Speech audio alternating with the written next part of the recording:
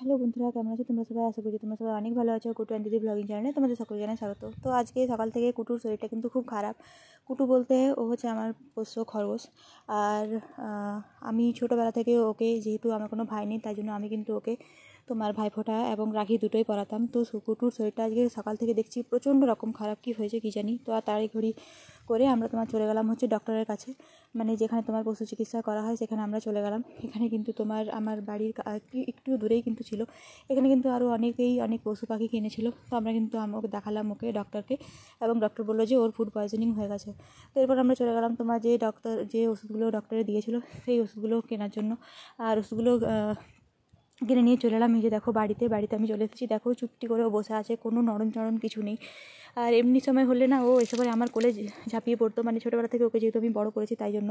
এটা আমি এই যে নিয়ে নিয়েছি হচ্ছে ইঞ্জেকশান। তো আমাকে ডাক্তারবাবু বললেন যে ওকে একটু দুধ খাওয়াও, দুধ খাইয়ে পরে ও যেহেতু কোনো কিছু খাচ্ছে না, খাওয়া দাওয়া ছেড়ে দিয়েছে ও, তো যেহেতু দুধ খাচ্ছে মানে কিছু খেতে পারছে না, তাই জন্য ওকে আমি দুধ এনে পরে এই যে ওষুধটা নিয়েছি। এই ওষুধটার মধ্যে তোমার আছে হচ্ছে দুটো, একটা লিকুইড মানে একটা তোমার জল, আর হচ্ছে একটা গুঁড়ো ওষুধ, দুটোকে একসাথে মিশিয়ে কিন্তু খাওয়াতে হবে এই ওষুধটা।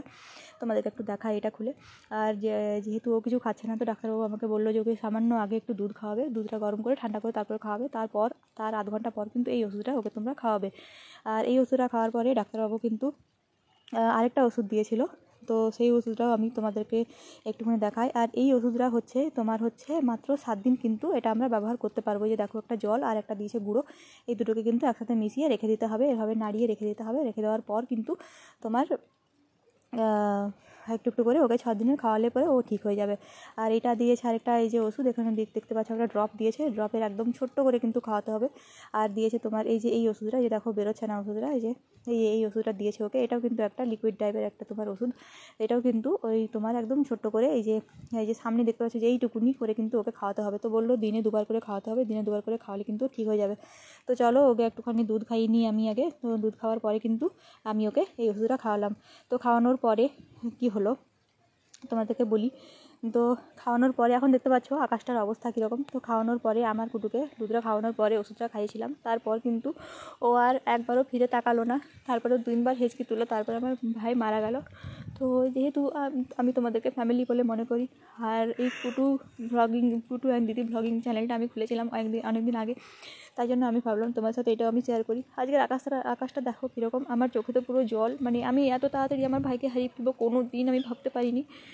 তো দেখো কত পাখি বসেছে, এইগুলো হচ্ছে ওর বন্ধু বলতে প্রত্যেক দিন সকালে এগুলো আসতো। আর আকাশটা দেখো কীরকম কালো হয়ে আছে, দেখো মারা গেল। আমি তো আমার চোখে জল একদম আটকে রাখতে পারছি না, মানে কি করব আমি কিছু খুঁজে পাচ্ছি না ওকে। তো মারা যাওয়ার সময় আমি ওকে চন্দনের টিপ পরিয়ে দিয়েছিলাম, যেরকমটা আমি ভাইফোঁটাতে ওকে দিতাম। ভাইফোঁটাতে এখনও ধরো আসেনি, আমি ওকে রাখি পরিয়েছিলাম। তো আর ভাইফোঁটাতে ওকে আমি চন্দনের টিপ দিয়ে ওকে বরণ করতাম। তো আমি সেরকমই কিন্তু ওকে ভাইফোঁটা দিয়ে দিয়েছিলাম। আর এই দেখতে পাচ্ছ কত বৃষ্টি পড়ছে। তো এরপর আমি চলে গেছিলাম আমাদের বাগানে, এবং ওর বাগানে যেহেতু ছোটাছুটি করতো, আমাদের বাগানটায় ওর বাগান ছিল, এই জন্য দেখো এখানে কিন্তু আমি ওকে মানে কবর দিয়ে দিয়েছি, আর একটা রজনীগন্ধা ফুলের গাছ লাগিয়ে দিয়েছি এখানে আমি। তো যেহেতু মানে ওকে আমি ভীষণ ভালোবাসতাম, তো সেই জন্য এরকম হলো, মানে হয়তো আমাকে ছেড়ে চলে গেল। যাওয়ার সময় কিন্তু আমাকে ও ড্যাব করে আমার দিকে হাঁ করে তাকিয়েছিল, হয়তো বলতে চাইছিল দিদি আমি তো চলে যাচ্ছি, এবং কুটু অ্যান্ড দিদি ব্লগিং চ্যানেলের তুই কী করে গ্রো করবি, আকাশটা একবার দেখো কীরকম হয়ে গেছে দেখো। তো আমি বললাম যে আমার বন্ধুরা আছে, তোকে ওরা সবসময় মনে রাখবে। আর আমার গলার আওয়াজটা শুনে হয়তো তোমরা বুঝতে পারছো যে আমার এখন মানসিক অবস্থা কীরকম টাইপের আছে। কালকেও মারা গেছে, কালকে আমার ভিডিও করার পরিস্থিতি ছিল না, তাই আজকে ভিডিওটা আমি করলাম।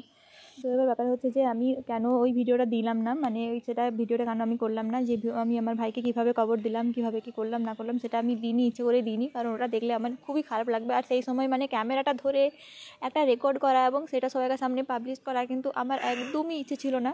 তো আমি কয়েকদিন ধরে কিন্তু দিইনি, মানে আমার ভাইটা কিন্তু অসুস্থ ছিল, একদিন আগে ও খাওয়া দাওয়া বন্ধ করে দিয়েছিল। তো তার জন্যই কিন্তু ও আমাকে ছেড়ে চলে গেল। আমার ভীষণ রকম দুঃখ লাগছিলো, আর সবথেকে বড় দুঃখ লাগছিলো যে ও আমার দিকে হাঁ করে তাকিয়েছিল, ড্যাব করে তাকিয়েছিল, কী জানি কী বলতে চাইছিল, হয়তো এটাই বলতে চাইছিল দিদি আমি চলে যাচ্ছি কুটু দিদি ব্লগিং চ্যানেলে। তো আমি যে তোমার বলতাম যে কুটু অ্যান্ড দিদি ব্লগিং চ্যানেলে তোমাদের সকলকে স্বাগত। তো কুটু আজকে আমার কাছে নেই, আমার থেকে অনেক দূরে চলে গেল। আমি চাই মানে ওর আত্মা যাতে শান্তি হয়, সেটাই আমি চাই। আর হ্যাঁ, অবশ্যই নিজেকে সামলানোর আমি চেষ্টা করব। তো আমি জানি না আমার ভিডিওটা তোমাদের কেমন, আমার বাকি ভিডিওগুলো তোমাদের কেমন লাগে বা কী লাগে আমি জানি না, চেষ্টা করি যথেষ্টভাবে তোমার সামনে প্রেজেন্টেশন করার।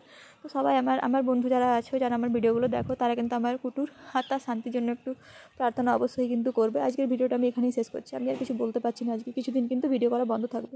ভগবানের কাছে আমি প্রে করছি যাতে ওকে আমি যেহেতু ভাই বলে মনে করতাম, ওকে আমি ভাই বলে ভাইফোঁটা দিতাম, রাখি পরাতাম। তো ভগবানের কাছে আমি প্রে করছি, হে ঈশ্বর, হে প্রভু, ওকে ও যেখানে থাকুক ভালো থাকুক, আর আমার পরের জন্মে যেন আমার ভাই হয়ে ও ফিরে আসুক। অনেক কর্তব্য হয়তো করে যেতে পারলাম না আমি, নির্দিষ্ট হয়তো অনেক কর্তব্য করে যাওয়া ছিল, সেগুলো হয়তো আমি করতে পারলাম না। যদি আমার ভাই হয়ে পরের জন্মে যদি আমার ভাই হয়েও ফিরে আসে, অবশ্যই সেই কর্তব্যগুলো আমি একদম নিষ্ঠা সহকারে আমি পালন করব। তো আজকের মতো এখানে বিদায় নিচ্ছি। খুব ভালো থেকো তোমরা, সুস্থ থেকো, আর সবাই খুব ভালোভাবে পুজো কাটাও।